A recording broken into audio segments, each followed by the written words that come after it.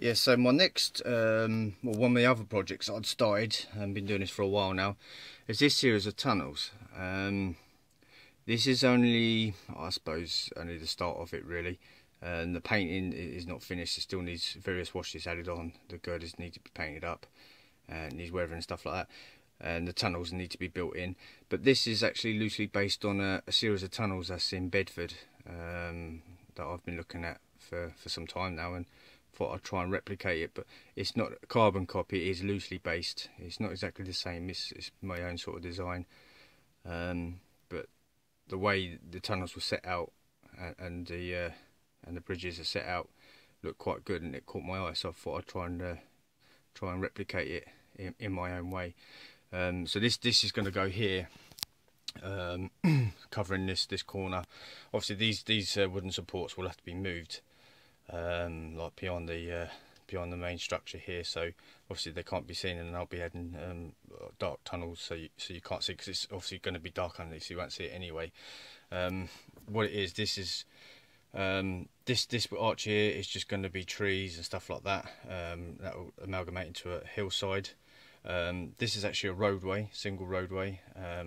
These two tunnels here are going to be literally just walkways, with like mud paths, and I think there's a big billboard covering one of them, or just in front of one of them, in Bedford. So I'll be probably replicating something like that. And this tunnel here is going to be a single branch line that will run through it.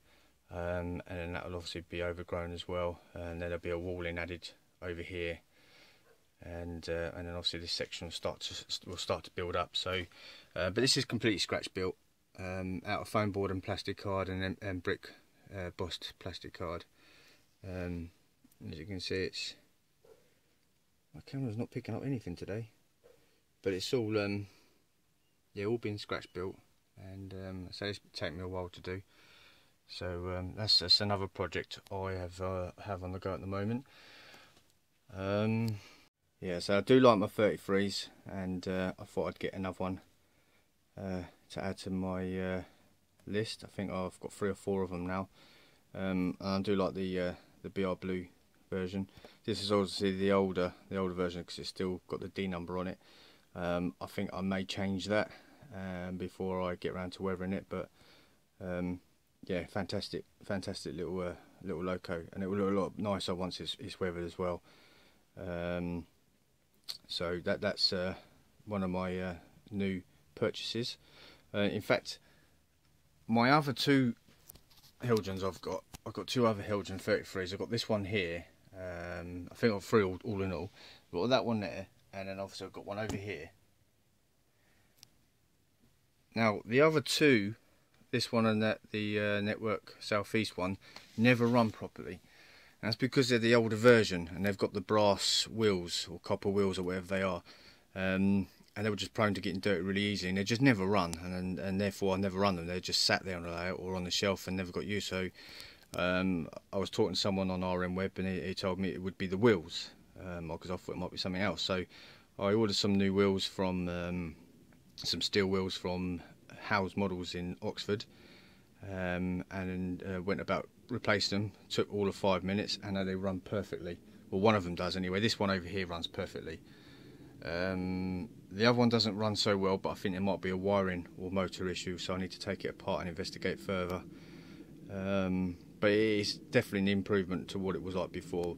But this one here comes with a steel wheel, so I don't have no issues with this one at all. So if anyone's got any Helgens out there, like the 26s and 33s and that, and you've got running problems, then you may need to change the wheels.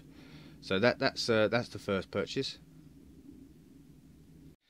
So my next purchase is this kit.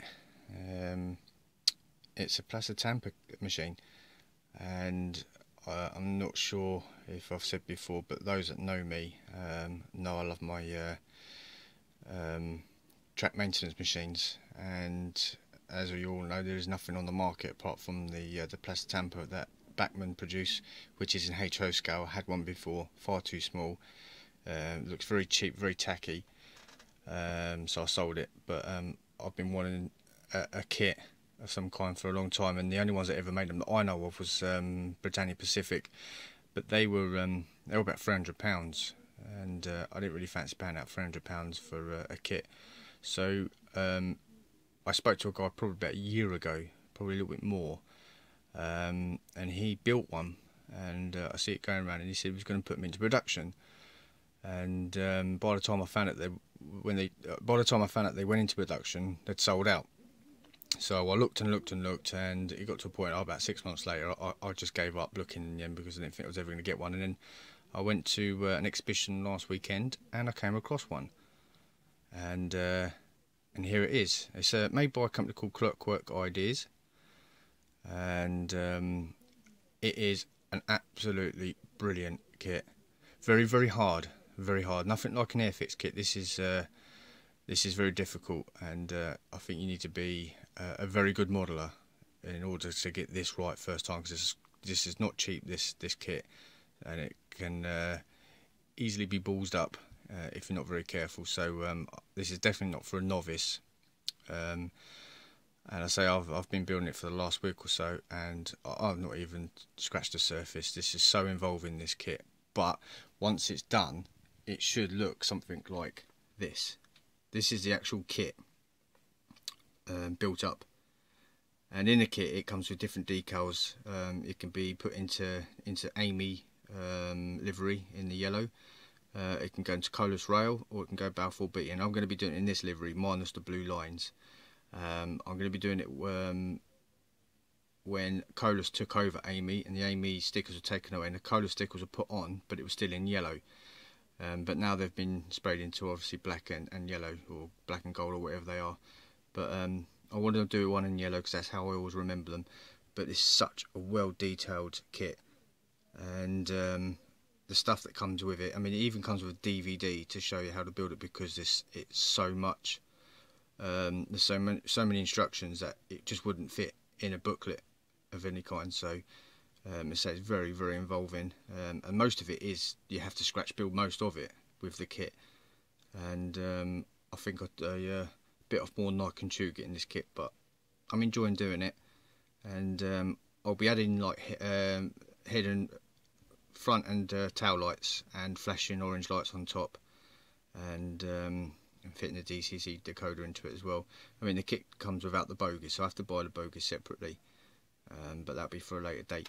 But so far, I say these are the bits that I've built so far, and doesn't look like a lot really. I mean, like the cabs, I've just started building the cabs, but all the little interior details have got to be added.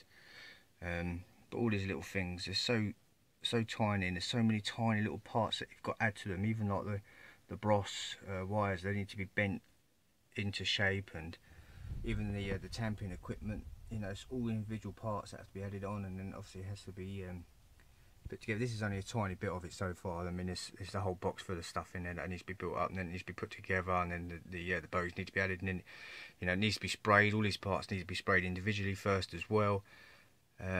So yes, it's going to take me some time to do, I think, but I'm enjoying doing it. I am really enjoying doing it. I mean, probably if I go back 2 or 3 years ago, I probably would never have been able to do the kicks. I wouldn't even know where to start. But now I've been doing this hobby for some time, it gives me a little bit of a head start, but it is still quite a difficult kit. But yeah, if anyone's looking for one, Clockwork Ideas do them.